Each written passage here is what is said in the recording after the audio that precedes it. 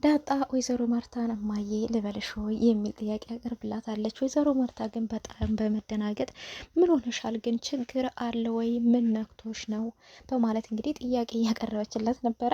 እማዬ ልበልሽ የሚለው ጥያቄ እንግዲህ በጣም እንትን ብሏታል እና እንዲሁም ደግሞ እስቲ እንደ ልጆችሽ አንቺ ላይ ጋደም ልበል እና ጸጉሬ እንዳውሽኝም ብለዋለች ማለት ነው። እና እሷም የሆንሽውን ነገር በግልጥ ንገሪኝ፣ ምንድን ነው እናትሽ ናፍቃሽ ነው ወይ ነበር ያለቻት። እና እሷም እንግዲህ አንቺ እናቴ ነሽ ወይ የሚል ጥያቄ ነበር ያቀረበችላት። እሷም በጣም በመደናገጥ እንግዲህ ማለት እናትሽን አታውቂያትም እንዴ ብትላት እንግዲህ በጣም ግራ በመጋባት ለደቂቃዎች ያህል በመቆብና ረጅም ትንፋሽ በመተንፈስ እንግዲህ አይ ማለት አይ በቃ ትቼዋለሁ፣ በቃ ጋደም ልበል አንቺ ላይ ነበር ያለቻት። እና እሷ ምን ነው ከልጆች ላይ ይቻዩሽ እንዴ ባይተዋርነት ባዕድነት እንዲሰማሽ አደረግኩሽ እንዴ ነበር ያለቻት። እና ተወደረጅም እኮ እንደ ልጁ ነው እኮ የሚያዩሽ፣ እኔም ከልጆች ላይ ይቻዩሽ አይመስለኝም፣ ግን ባዕድነት እንዲሰማሽ አድርጌሽ ከሆነ ይቅርታ ነበር ያለቻት። እና እሷም አይ ተይው በቃ አሁን እሱ ጋር መጥቼ ጋደም ልበል አንቺ ላይ ነበር ያለቻት። እና እሷም ግን እሺ ነይ፣ ግን በጤና አልመሰለኝም ይሄንን ሰሞን አስተያየትሽ ሁሉ ነገርሽ ብዙ ደስ አላለኝም፣ ምንድን ነው እናትሽ ናፍቃሽ ነው የተፈጠረ ነገር አለም እያለቻት ነበር። እሺ ነይ ገዳም በይ እያለቻት እንግዲህ ራሷ ላይ ጋደም አርግታት ዳጣን ጠጉሯን እየዳበሰችላት ምን ሆነሽ ነው ምን ነክቶሽ ነው ይህን ሰሞን እንደዚህ ምትይው? በፊት እኮ እኛ መኝታ ክፍል እኮ እንደ ፍረሽ እግርሽ አይረግጥም ነበረ፣ አሁን ግን ሮጠሽ ገባሽ እያለቻት እንግዲህ ጥያቄ ፈጥሮባታል ማለት ነው የዳጣ ሁኔታና። እሷም ግን አንቺ ልጅ አትፈልጊም እንዴ ነበር ያለቻትና ልጅማ ፈልጋለሁ፣ የኔ ልጅማ ብትሆኚ ምንኛ ደስ ባለኝ፣ እንደዚህ አበባ እየመሰልሽ ልጅ ደግሞ አስተዳደግሽ ሁሉ ነገርሽ አድገሽ እኮ ያበቃልሽ ነሽ አንቺና እንዳንቺ የኔ ልጅማ ብትሆኚ ምንኛ ታድዬ ነበረ፣ በተለይ ወንድ ልጅ ብትሆኚ ምንኛ ታድዬ ነበር እያለች ነበረ ወይዘሮ ማርታና። እሷም እንግዲህ በቃ ልጅሽ ልሁና ነበር እያለቻት፣ እንዴት ልጅ ልትሆኚ ትችያለሽ? ቤተሰቦችሽ እኮ አሉ እና ከቤተሰቦችሽ ጋር ነው እንጂ ከኔ ጋር እንዴት ለጊዜው እናት ልሆንሽ እችላለሁ፣ እንደ እናትሽ ልሆንልሽ እችላለሁ እንጂ ግን የወለደችሽ እናት ደግሞ ልሆንልሽ አልችልም ነበር ያለቻት። እና ይህን ጉዳይ እንግዲህ አቶ ደረጀም ሰምቷል እና ወይዘሮ ማርታ ነግረው ነበረ።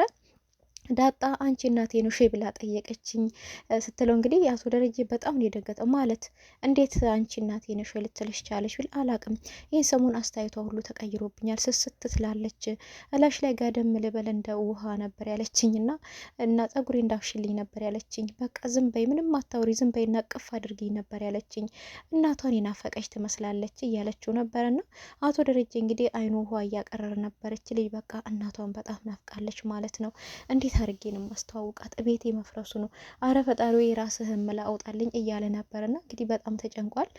ይህን ነገር ደግሞ ወይዘሮ ማርታ ብትሰማ በጣም ከባድ ነውና እንግዲህ በሾርኒም ደግሞ እየጠየቃት ነበር፣ ልጅሽ ብትሆንስ ነበር እያላት፣ ምንኛ ታድዬ ልጄማ ብትሆን እችን የመሰለች ልጅ ነበር ያለችውና ምናልባት ደግሞ በተለይ ወንድ ልጅ ብትሆንልኝ ነበር ያለችው።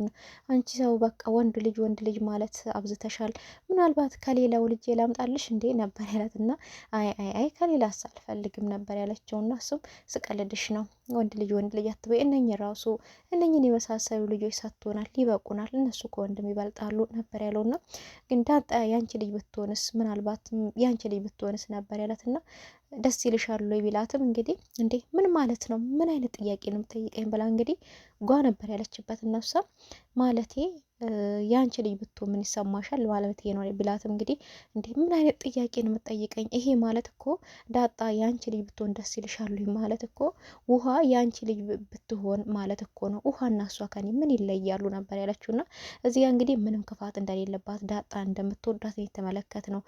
ነገር ግን አቶ ደረጀ ከሷ ውጪ ወደ ውጪ ሄዶ ሌላ ልጅ በማግኘቱ ሊከፋት ይችላልና እሷም እንግዲህ ይህን ልጅ ብትሆን ደስ ይለኛል፣ ነገር ግን እኔ እናንተ ስንጋባ በአባቶች ፊት ቃል የተግባባ ነው ነገር አለ፣ ወደ ውጭ ላልሄድ ላተወኝ፣ ታመመች፣ አረጀች፣ ከሳች ብዬ ላልተዋት ብለ ቃል የገባኸው ነገር አለ። እሷን ቃል ደግሞ እንዴት አርግተን እናፈርሳታለን? ታዲያ በህይወት እስካለን ድረስ መቼም አትፈርስም እዚህ ቃል ነው ያለችውና እሱም አዎ ነበር ያለ። ልክ ነሽ እሱማ ነበር ያለውና እንግዲህ አቤጌልንም በራሱ መንገድ እየፈተናት ነበር አቶ ደረጀና እሱም እንግዲህ አንቺ የአባትሽን እውነት ነው የምትፈልጊ ወይስ የአባትሽን ውርደት ነበር ያላት። እና ማለት አልገባኝም ብትለው እሷ ሳይገባ ቀርቶ አይደለም፣ ምንም የማይገባት ነገር የለም። እና ነገር ግን የአባትሽን እውነት ነው ወይስ ውርደት ነው የምትፈልጊው ስላት አብራራልኝ ነበር ያለችው። እና እሱም እንግዲህ ለምሳሌ አባትሽ የሆነ ስህተት ሰራ ወይ ደግሞ በቃ የሆነ ነገር ሰራ እንበል፣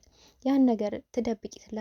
አትደብቂም። ለምሳሌ ቸግሮት ወይም ሙስና በላ እንበል፣ ያ ሙስና በላ አባትሽ ደግሞ ለህግ መቅረብ ቢኖርበት ያን አባትሽን ለህግ ታቀርቢዋለሽ ወይስ ደግሞ አባቴ አላየም ብለሽ ትደብቂለታለሽ ነበር ያላት። እና እሷም እንዲ አባዬ ሙስናማ ከበላ አዎ አሳልፌ እሰጠዋለሁ፣ ለምን አይሆንም፣ በቃ ሙስና ከበላ አሳልፌ እሰጠዋለሁ ነበር ያለችው። እና እሱም እንግዲህ በጣም በማዘን አየሽ አንቺ አሁን ትልቅ ልጅ ነሽ፣ በጣም ማገናዘብና ማስተዋል የምትችይ ልጅ ነሽ።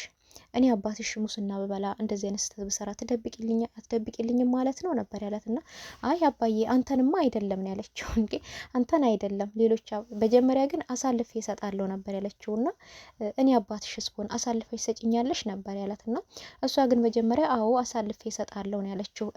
እኔ ብሆንስ እንግዲህ ሲል አይ አሳልፌ አልሰጥም አንተንማ ነበር ያለችው ማለት ነው። እና ግን አሳልፋ እንደምትሰጥ በደንቡ እርግታ አብራርታ ነግሯለች። እና እሱ ግን ደግሞ አይሽ እኔ አባትሽ ደግሞ አንቺ እዚህ ግቢ ውስጥ ሰው ገለሽ ቆፍረሽ ስትቀብሪ እኔና አንቺ ብቻ ብናውቅ እኔ ባይሽ ስትቀብሪ እደብቅልሻለሁ፣ ራሴን አሳልፌ እሰጣለሁ እንጂ አንቺን አሳልፌ አልሰጥም ነበር ያላትና ስለዚህ አንቺ አሁን ትልቅ ልጅ ነሽ፣ ማሰብ ማስተዋል ትችያለሽ፣ ህጻን ልጅ አይደለሽም።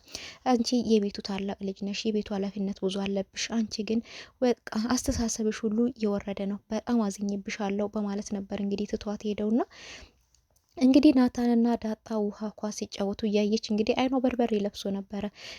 ከነሱ ጋር ለምን አትጫወችም ሲላት አባዬ እኔ ህጻን ልጅ አይደለሁም መንዘላዘል አይመቸኝም፣ እኔ ቁም ነገረኛ ሰው ነኝ ነበር ያለችውና ነገር ግን አየሽ መጫወት ባለብሽ ሰዓት ተጫወቺ፣ በኋላ አሁን ካልተጫወሽ በስተርጅና እጫወታለሁ እንዳትዪ አያምርብሽም ነበር ያላትና እንግዲህ በጣም ትቀናለች።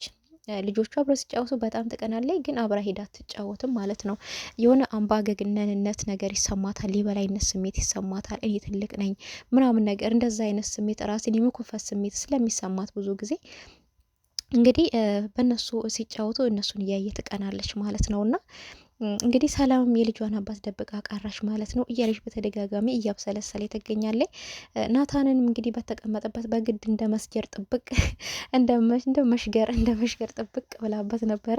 እሱ ግን አንዴ በእጁር ላይ ይገፋታል። እሷ ደግሞ ናታን እየትለዋለች አስሬ። ዳጣ እንግዲህ ይሄን እየተመለከተ ነበር። አረ ልጁ ላይ እኮ ተጣበቅሽበት ነበር ያለቻትና እና ምን አገባሽ ብጣበቅባት ነበር ምን አገባሽ ብጣበቅበት ነበር ያለቻትና እሱም አይጠሽ በቃ ተጣበቂበት በደንቡ ነበር። እና ናታንዬ ዛሬ ደግሞ ካንተ ጋራ ነው ማድረው አላለችም።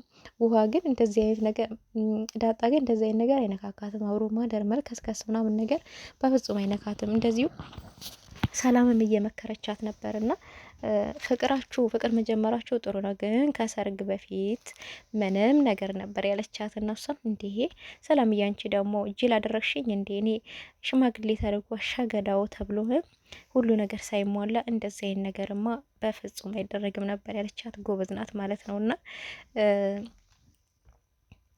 እንግዲህ እሷም አብረን ነው የምናድረው ነበር ያለችው። እና ዛሬ እሱም በሎቸው ደህና አደሩ ብሎ የት ነው የምትሄደው ስትለው ወደ ክላሴ ልተኛ ነው መሽቷል ነበር፣ በቃ ሄደን ይመጣሉ ተከትዬህ ነበር ያለችው አቤጌል። እና እሱ ግን በጣም አመናጭኳት ምናምን ፊት ነስቷት ነበር ትቷት የወጣው።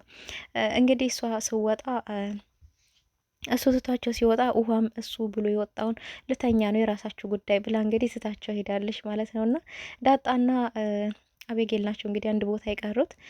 እሷም እንግዲህ አንቺ ደግሞ ይሄ ናታን ስርስር የምትሆን አቆም ብዬሻለሁ አይደለ እንዴ ነበር ያለቻት ዳጣና ትቼልሻለሁ እኮ አንቺ አይደለሽ እንዴ ከማታ ጀመረሽ እንደ መሽገር ተጣብቀሽበት ያለሽው ምን አድርጌ ነው የምትይኝ እኔ ነበር ያለቻትና አዎ እኔ ያሰብኩትን ነገር የራሴ ያደርጋለሁ፣ ምንም ነገር ደግሞ ከኔ የሚያመልጥ የለም፣ አደርጋለሁ ያልኩትን ነገር አደርጓለሁ ነበር ያለቻትና ናታን ደግሞ በፍጹም ያንቺ አይሆንም መቼም ቢሆን ናታን ይሄኔና የኔ ብቻ ነው ነበር ያለቻት።